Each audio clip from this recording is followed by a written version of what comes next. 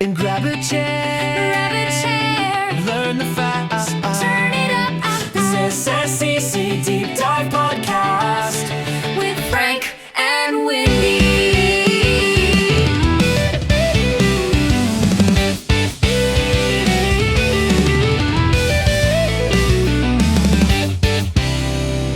Hello, friends. Welcome to the Shepard-Smith Compliance Consulting April 2026 Deep Dive Podcast. It is so wonderful to be back with you. I'm Frank.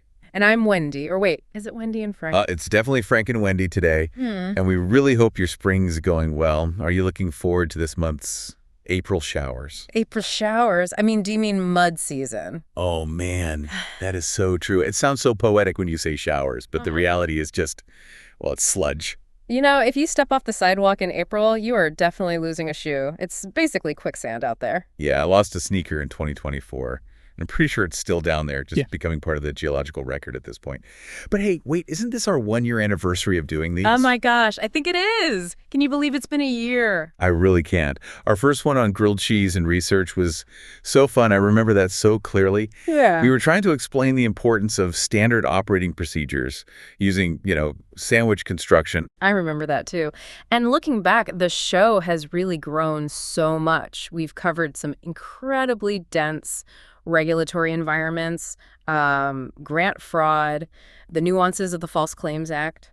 Right. And we hope that digging into these topics really supports you, our client. That's why we're here, right? Yeah. To take these massive stacks of regulations and workshop materials and turn them into something you can actually listen to on your commute without completely falling asleep. Speaking of things to keep you awake, or maybe, I don't know, sugar crash you, we have to look at the Shepard-Smith Compliance Consulting calendar of super awesome events. Always the highlight of the month. So what do we have for April 2026? Well, looking at the dates here, April 3rd and 6th are big ones. Please note that SSCC is closed in recognition of Easter. But please text us if you need us. We'll probably be eating chocolate. But definitely not hunting for Easter eggs in the mud, that's for sure. Definitely not. Mud-colored Easter eggs would be terrible for the kids. Right, just is that an egg or a rock? Nope, just a clump of dirt, sweetie. Have fun. Now, backing up a day to April 2nd, National Peanut Butter and Jelly Day. Oh, a classic. I have really strong feelings on this. The best PB&J is open-faced on toast with a little salted butter under the peanut butter. Under the peanut butter. It sounds structurally unstable. No, it's life-changing. It adds this savory layer that cuts the sweetness of the jelly. Just have to try it and thank me later. Anyway, moving on to April 7th, Public Television Day. Do we still have public television? It's sad we even have to ask that. I know. Support your local stations, folks. Then we have April 10th, Golfers Day. Which brings us back to the weather issues. It's hard to play golf in the mud, you know? Yeah, good luck with that. And finally, April 21st is National Keep Off the Grass Day. Because, of course, it's mud season in the Midwest. If you go on the grass, you completely destroy the grass. And your shoes. Exactly. So, wipe your feet, grab a chocolate egg, and let's settle in. Because we thought this month's deep dive would be a really good time to focus on one of the most critical, but most often overlooked topics for the responsible conduct of research, or RCR as the cool kids call it. We're talking about mentor and mentee responsibilities. Now, usually when we talk about RCR, we're talking about plagiarism or faking data, the high drama stuff. But this topic, mentorship, it feels a bit softer, like a bit more HR than compliance. So why is this in a compliance deep dive? Yeah, that is the really common misconception. We tend to think of mentorship as this benevolent, totally optional activity, like, oh, I'll give you some advice over coffee. But in the eyes of the federal government and the research integrity community, the mentor and mentee relationship is the primary control mechanism for scientific quality. Wow. Yeah, when that relationship breaks, the science breaks. So it's not just about being nice. It's fundamentally about risk management. Precisely. We are moving way beyond the traditional advisor model today. We're looking at a holistic, reciprocal framework. Okay, let's unpack this. We've got a huge stack of slides, some articles from Nature, and some training modules from CIMER. So where do we even start? I think we start with geometry. Geometry, okay. Yeah, to understand the infrastructure of research training, you kind of need to visualize a triangle. The research triangle. Exactly. At the 3 points of the triangle, you have the 3 key players. At one point, you have the institution. At another, the mentor. And at the third, the mentee. And the connection between them isn't just, good vibes. No, not at all. Connecting all 3 points is the actual glue of the operation, which is the regulatory framework and compliance.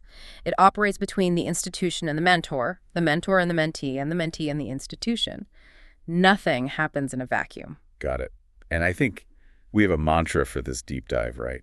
Like 3 words to rule them all. We do. If you take nothing else away from this hour, you need to remember this. Provide, guide, abide. Provide, guide, abide. Okay, break that down for the listener. The institution's job is to provide, the mentor's job is to guide, and the mentee's job is to abide. Let's start at the top then. The institution. Provide, that sounds generous, like they're handing out snacks or something. But in a regulatory sense, what does provide actually mean? Well, it means creating the vacuum in which the training occurs.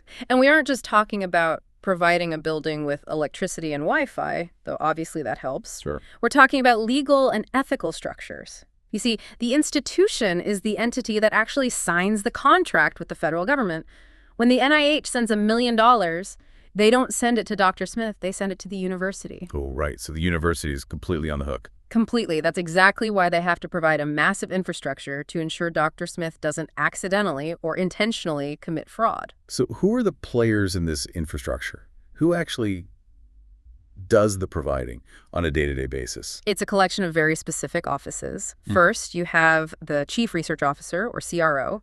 They are the executive. They provide the spaces, the resources, and they're the ones who usually address conflicts of interest. Okay. Then you have the RIO, the Research Integrity Officer. Now, in my experience, nobody wants to see the RIO walking toward their desk. No, they absolutely do not.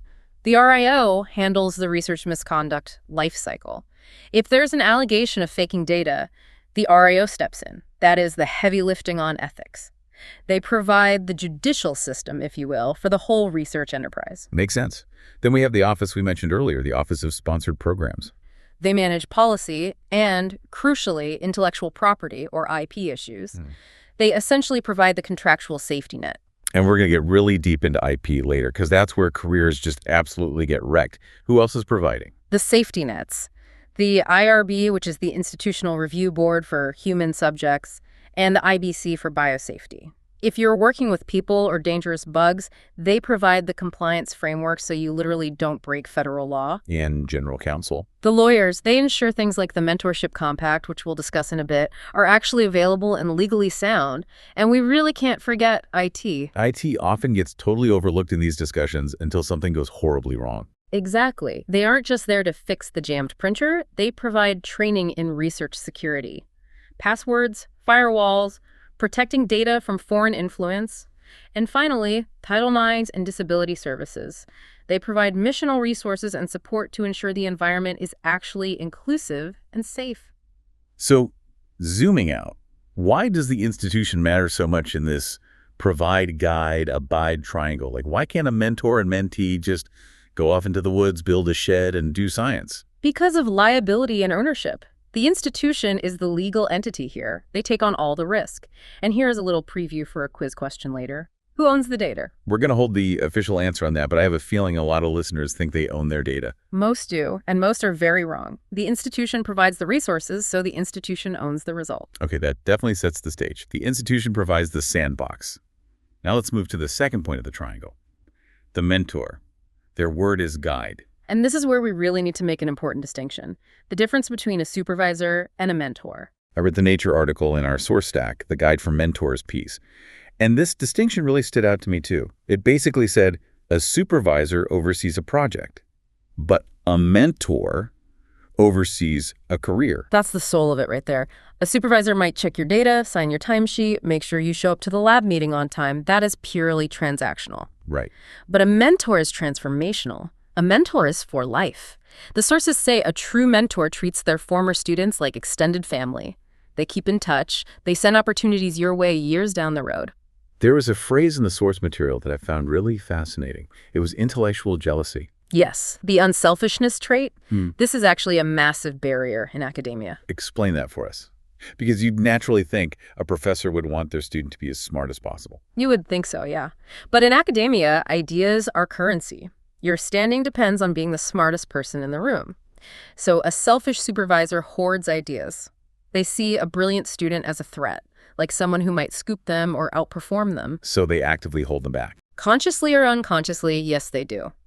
But a true mentor has absolutely no intellectual jealousy. They let the mentee take credit. They push them into the limelight. The source even mentioned that a great mentor supports a mentee in publishing papers that might even critique the mentor's own work. Wow. That takes incredible confidence. To basically say, I taught you so well that you can now prove me wrong. It does take confidence, but honestly, that's how science advances. If you're just creating clones of yourself who agree with everything you say, you aren't mentoring, you're just echoing. So let's get really practical here. If you're looking to be a mentor, or if you're a student looking for a mentor, what are the actual responsibilities? What does guide look like on a random Tuesday morning? We can break it down into hard and soft skills. On the psychosocial side, so the soft skills, it's role modeling, counseling, and building self-efficacy. Basically making the mentee truly believe they can actually do this work. And the hard skills. Career functions. And sponsorship is a really big one here. Wait, how is sponsorship different from mentorship? They sound like the same thing. Mentorship is talking to you. Sponsorship is talking about you. Oh, interesting. Yeah, sponsorship is using your influence to advocate for the student when they aren't even in the room, saying things like, you should hire this person or give this grant to this person. And then, of course, the other hard skill is research integrity, teaching them what RCR actually means in practice. The Nature article had this incredible list of traits for a good mentor. I want to drill down on a few of these because they kind of go against the grain of the grumpy genius stereotype we always see in movies. Let's do it. First one on the list, enthusiasm. Crucial. The source specifically says it must be infectious. Why is that so important, though? Can't you just be a quiet, serious genius? You can be serious, but you can't be bored. Science is like 90% failure. Yeah. Try an experiment, it fails. You try again, it fails. If the leader isn't excited about the potential of the work, why should the student keep banging their head against the wall? Yeah, that makes sense. Right. If the mentor is bored, the team is just dead in the water. Next trait, sensitivity. This is really about seeing the human being, understanding personal factors, breakups, sickness, family issues. There was a specific example in the text about allowing a postdoc with young children to return part-time. That's a huge one. In high-pressure labs, that is so often seen as a weakness. But a good mentor understands that talent doesn't just disappear because someone has a baby. If a mentor runs a sweatshop, they might get data in the short term, but they completely burn out their talent in the long term. A sensitive mentor plays the long game. Okay, this next one was cited as the most valued trait by mentees. Availability. The open door. Ah, yes, the open door policy. It sounds so simple, but it's actually the hardest thing to execute. Because professors are insanely busy. They have grants to write, classes to teach, committees. Incredibly busy. But the source material emphasizes that the best mentors prioritize scientific discussion way above administration. When a student is in crisis, maybe they totally messed up an expensive experiment, or they're panicking about a presentation, telling them to come back next week, just destroys trust. You have to be available. I really loved the description of inspiration in the source. It called it a spiritual experience. That was beautifully put. Walking into an office feeling like a total failure, like your experiment is trash, and walking out believing you've somehow solved the mysteries of the universe, that is the magic trick of a truly great mentor. They reframe the failure as a vital step toward discovery. And finally, community building. Which brings us to my absolute favorite theory of the day, the chocolate biscuit theory. The chocolate biscuit theory. It sounds so trivial, just give them cookies. But reading between the lines, this is about something much deeper, isn't it? It really is. It's about psychological safety. The source says biscuits do more for good humor than feel-good talk. It's the ritual of it. Exactly. If we sit down and share food, whether it's biscuits or the other examples they mentioned like jazz bands, canoeing, or karaoke, we are bonding as humans. If I feel safe with you socially, I am much, much more likely to tell you when I made a mistake in the lab. Ah, and that prevents research misconduct. Precisely.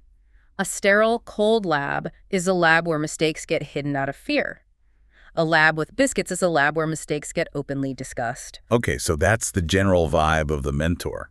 But we also have some really concrete tools from CIMER, which is the Center for the Improvement of Mentored Experiences in Research. CIMER provides the tactical gear for all of this. Okay. And the big one is the Mentorship Compact. A compact. So it's like a legal contract?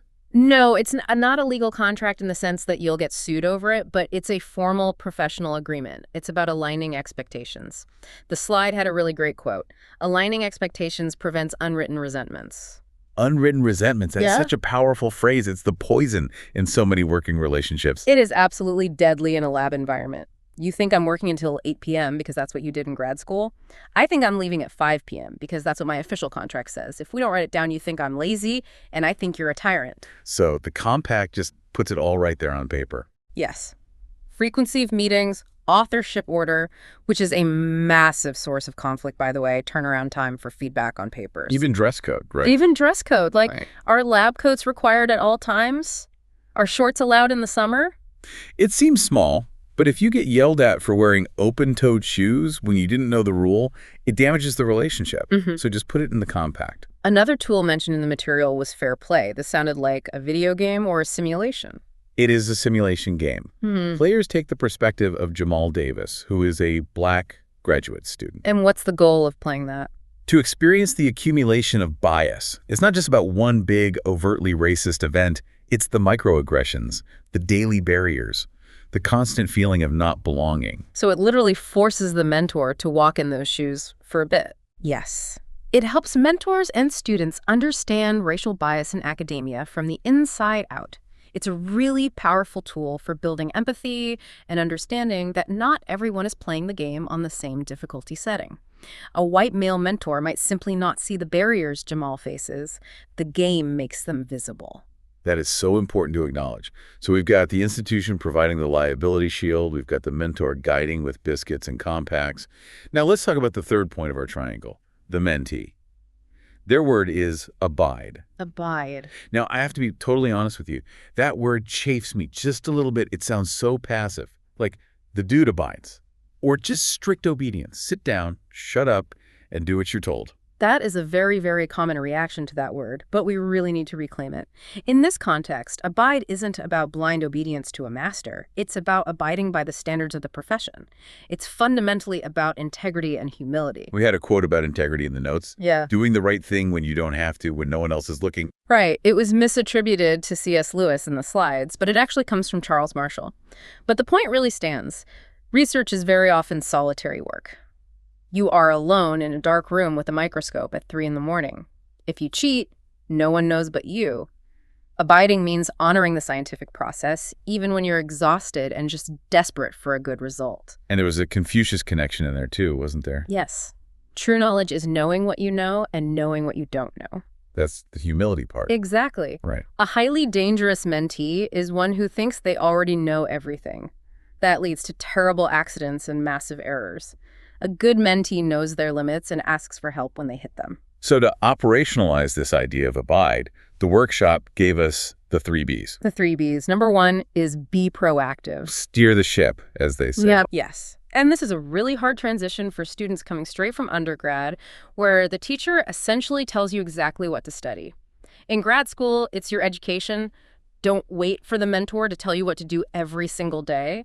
Set the agenda for the meeting yourself. Come with your data. Come with your own questions. Number 2 is be coachable. This is probably the hardest one for high achievers. These are people who have been straight-A students their entire lives. They really aren't used to being told, hey, this isn't good enough. So how do you actually practice being coachable? You accept feedback without totally falling apart. And crucially, you explain your thought process rather than just defending your actions. That's a subtle difference, but it seems important. It's a massive difference. Saying, I did it this way because I thought X, Y, and Z, that invites the mentor to correct your underlying logic. But saying, I did it right and you're wrong, that just puts up a defensive wall. Makes sense. Yeah. Number 3 is be professional. Respect the mentor's time. Respect their experience. They've been doing this a lot longer than you have. Show up on time. Meet your deadlines. Basic professionalism. Now, the mentor has the compact to help them guide. Yeah. What does the mentee have to help them abide? The mentee has the IDP, which is the individual development plan. How is that different from a research plan? Like, I plan to pipette these things into those other things. Right. A research plan is purely about the project. The IDP is about the person. It focuses on your career goals, not just getting the current experiment done. So things like, I want to get better at public speaking, or I need to learn Python. Exactly. Or maybe I want to transition into industry, not stay in academia. Or I want to learn how to write a federal grant. The process is you assess your skills, you write the IDP, you review it with the mentor, and, this is key, you revise it regularly. It's a living document. It has to be. You change, your goals change. If you don't have an IDP, you are essentially just cheap labor for the lab. But with an IDP, you are a trainee actively building a career. Before we leave the mentee section entirely, we definitely have to talk about red flags. The Shepard-Smith presentation had a pre-test and post-test section that highlighted some major boundary issues. Oh yes, these are the do-nots, the absolute deal breakers in a lab. Top of the list was sharing passwords. Huge no-no. And we see this all the time. Hey, I'm going out of town, just log in with my ID and order the chemicals while I'm gone. I mean, it seems efficient. It might be efficient, but it's a research security nightmare and a massive violation of IT policy. If that account gets hacked, or if something malicious is done under that ID, there is literally no defense. Never, ever share passwords. Another one was asking for money. Hey, prof, can I borrow $50 for rent this month? Totally inappropriate. It blurs the professional line completely. It creates a power dynamic that is just impossible to navigate later. But the slide made a point to say that discussing career goals or asking for technical support, those are good things, right? Right. Asking, how do I run this mass spectrometer, is not a red flag. Asking, can you pay my credit card bill, is a massive red flag. Got it. Okay, so we have the triangle. Provide, guide, abide. But now we move into the slightly scary part of the deep dive. Segment 4, the compliance minefield. This is where guide meets abide, and usually explodes if you aren't really careful. Let's talk about research misconduct, the big three. Title 42 CFR Part 93. You just know the code off the top of your head. That's impressive. It's burned into my brain at this point. The big three are fabrication, falsification, and plagiarism, often just called FFP. Let's define them, but I really want to talk about the nuance here because I feel like falsification covers a whole lot of sins. It really does. Let's start with fabrication, though. That's just making up data entirely. The dry lab, you didn't even do the experiment, but you wrote down the numbers anyway. That is pure fiction. Okay, pretty clear cut. But falsification seems trickier. It is much subtler. It's manipulating materials, equipment, or processes, or changing or omitting data so the research record isn't completely accurate. So the classic example is the outlier, right? You have a graph and one dot is just way off. It ruins your beautiful trend line, so you just, delete it. Right. You tell yourself, I'm just cleaning up the data. I know that point was an equipment error. But unless you have a rigorous, documented statistical reason and a log of exactly why you removed it, that is falsification. You are actively shaping the truth to fit your preferred hypothesis. And plagiarism. Appropriating another person's ideas, processes, results, or words without giving appropriate credit. It's the theft of intellect. Now, here's where it gets really interesting to me. The slide specifically mentioned what is not considered misconduct. And the first one was honest error. Right. Simply being wrong isn't a crime. If you made a genuine math mistake or you mixed up the reagents by accident and ruined the assay, that's just bad science. It's not misconduct. Misconduct requires intent. But here was the absolute shocker for me, and I think this will surprise a lot of our listeners too. Self-plagiarism and authorship disputes. Yes. This is a constant source of confusion in the field. Under the federal definition, specifically that Title 42 regulation, self-plagiarism is not research misconduct. So if I just copy-paste my own intro from my last published paper into my brand new paper... It's lazy. And the journal might reject it for copyright reasons, and your mentor might yell at you, but the feds, the Office of Research Integrity, they will not launch a federal investigation over it. Wow. And authorship disputes. Like, hey, I should be first author, not you. The feds sheet these cases. They basically say, sort that out yourselves. It is not a matter of research misconduct unless it actually involves plagiarism of someone else's work. If you all worked on it together and you're just fighting over the order of names for the credit, that is an internal HR matter, not a federal crime. Fascinating. So it's definitely an ethical issue, but not a regulatory capital crime. Exactly. But let's go back to that quiz question from earlier. Data ownership. Right. The hierarchy of data. At the very top, you have the institution. They legally own the data, the cell lines, the notebooks, the hard drives, the code, all of it. And in the middle, the mentor. They are the administrator of the data. They control access and stewardship. They decide who gets to see it and use it on a daily basis. And down the bottom, the mentee. Who owns absolutely nothing. Ouch. That is really tough to hear if you're a grad student pouring your literal soul into a project for 5 years. You feel like, this is my discovery. Emotionally, it absolutely is. But legally, you are an employee or a trainee of the institution. Your work belongs to the provider of the resources. And this naturally leads to retention. How long do we actually have to keep all this stuff? Grant records are 3 years. Research misconduct records are 7 years. Why so much longer for misconduct? Because investigations take a lot of time. And legal challenges can drag on for years. You really need that evidence trail. If someone accuses you of faking data 5 years ago, you better hope you still have the raw data to prove you didn't. Makes sense. And human resources records. In perpetuity. Forever. So even when I'm long gone, my HR file remains. That's a little spooky. This whole ownership issue leads us straight to the exit strategy. Let's say a mentee finally graduates. They get a great job at a new university. And they want to take their miraculous cancer-curing cell line with them. Sure. They pack it in dry ice, put it in the trunk of their car, and hit the road. Road trip. And they have just committed grand theft. Theft, but they literally made the cells. Doesn't matter at all. The institution owns the cells. Taking proprietary materials without express permission is theft. And people have absolutely been prosecuted for this. Okay, so what's the actual solution? How do we avoid being cell line thieves? The MTA, the Material Transfer Agreement. That sounds like a lot of paperwork. It is paperwork, yes, but it's your get-out-of-jail-free card. It's a formal contract between the two institutions, the one you're leaving and the one you're going to. It facilitates the transfer of proprietary materials completely legally. The slides noted that the NIH definition says this is used when no research collaboration is planned, just a simple transfer of goods. Right. If we were actually collaborating on a continuing project, we'd have a subaward or a full collaboration agreement. An MTA is just saying, here, you can have this stuff to use in your new lab. But it is strictly required for any data or material to leave the institution. Okay, sticking with the legal traps for a minute, let's talk about intellectual property. IP. The murky waters of who actually invented what. There's a distinction made between authorship and inventorship. I always just thought they were exactly the same thing. It's a massive distinction. Authorship is scholarly. It's based on your overall contribution. Writing the paper, doing the statistical analysis, running the gels in the lab. You can be an author just because you worked hard and contributed solid data. And inventorship. Inventorship is strictly legal. It's based on the conception of the invention under the Bayh-Dole Act. Did you actually have the eureka moment? Did you conceive the core idea?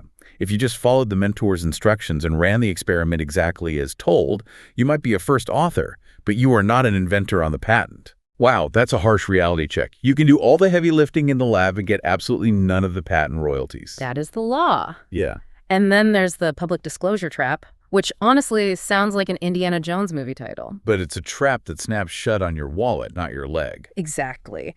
Here's the scenario. You have a great new invention. You're super excited about it. You make a beautiful poster for a big conference.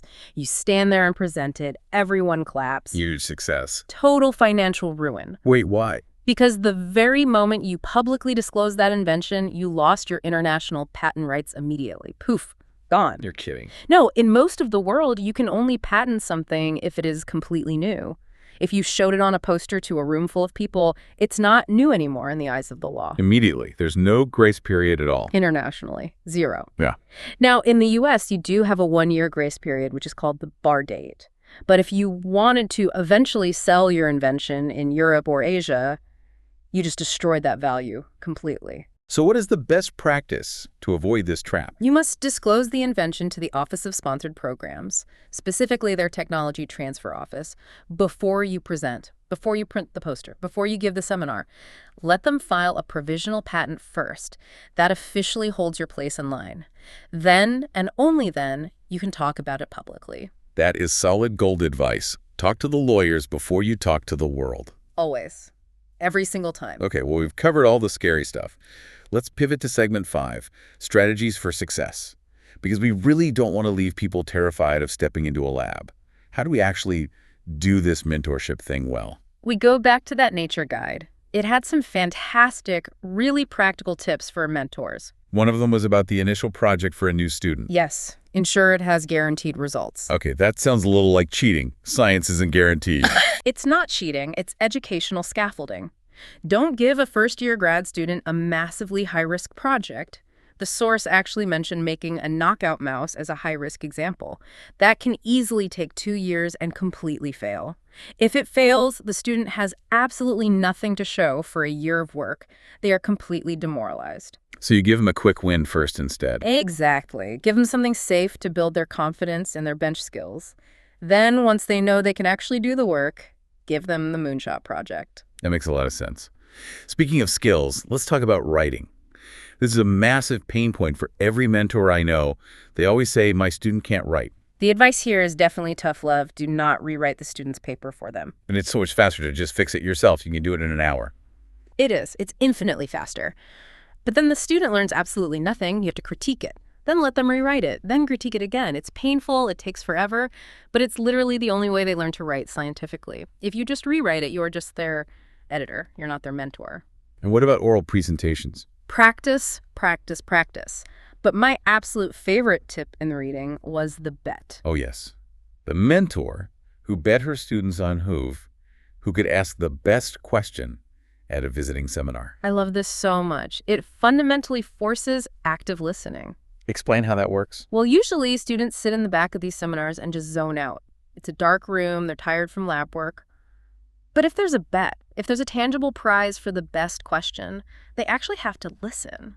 They have to analyze the data real time, find the gap in the presenter's logic, and formulate a smart question. It trains them to engage critically with the science. That's brilliant. And what about networking? Send your students overseas if you can. Introduce them to visiting VIPs. There was a really specific, don't hear though, don't hog the visitor. Oh, we've all seen that, Professor. The one who keeps the visiting Nobel Prize winner locked in their office all day, just basking in the glory. A good mentor shares the wealth. They drag that VIP over to the student's poster and say, hey, you have to hear about this work. That is true sponsorship in action.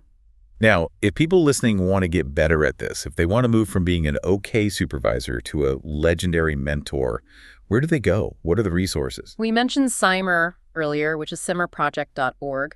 They are really the go-to for training curricula. They have entering mentoring, culturally aware mentoring. It's all right there. What else is out there? The UCSF Mentor Training Program Archive is excellent. It's full of evidence-based materials you can just download. And for the RCR stuff specifically? Northern Illinois University has a really great RCR website with comprehensive online modules. And we also mentioned disability services earlier in the deep dive. Yes, there's a really specific, great resource called Working Together, Deaf and Hearing People, and that's from the National Technical Institute for the Deaf. Mentoring isn't one size fits all. You need different resources for different abilities and communication styles. Incredible. Well, we have covered a lot of ground today, from the mud of April to the absolute heights of international patent law. It's definitely been a journey. Let's summarize for everyone. What are the key takeaways? First, the framework, the triangle. Provide, guide, abide. Right. The institution provides the legal structure and the liability shield. The mentor guides the career, not just the single project. And the mentee abides by the standards of the profession. And second, the breakdown. A breakdown in any single link of that triangle causes massive issues. If the institution fails to provide clear policies, the mentor really can't guide effectively. If the mentee outright refuses to abide, the mentor can't protect them from the consequences. And the third takeaway? The exit strategy, Yeah. the MTA. Basically, don't steal the data. Respect the institutional ownership. Perfect. And I want to end today with a final provocative thought. Something for you to chew on while you eat your open-faced PB&J. Let's go back to that Nature article one last time. It had a wonderful quote. Those who are good mentors get incalculably more out of it than they put into it. That's the real secret, isn't it? It's not just a charity project. It's about legacy. So the challenge for you is this. If you are a mentor, ask yourself, are you just supervising a project to get a paper out, or are you actually building a legacy? Are you creating mindless clones, or are you launching independent careers? And if you are a mentee, Are you just doing the daily bench work, or are you actively steering the ship of your own life? Are you abiding with true integrity, or are you just following orders until graduation? those are powerful questions. Indeed they are. Well, friends, that wraps up the Shepard-Smith Compliance Consulting Deep Dive for April 2026. Happy anniversary to us. Happy anniversary. Enjoy the mud season. Watch out for quicksand on the sidewalk. And remember, keep off the grass on April 21st. See you next month. Bye, everybody.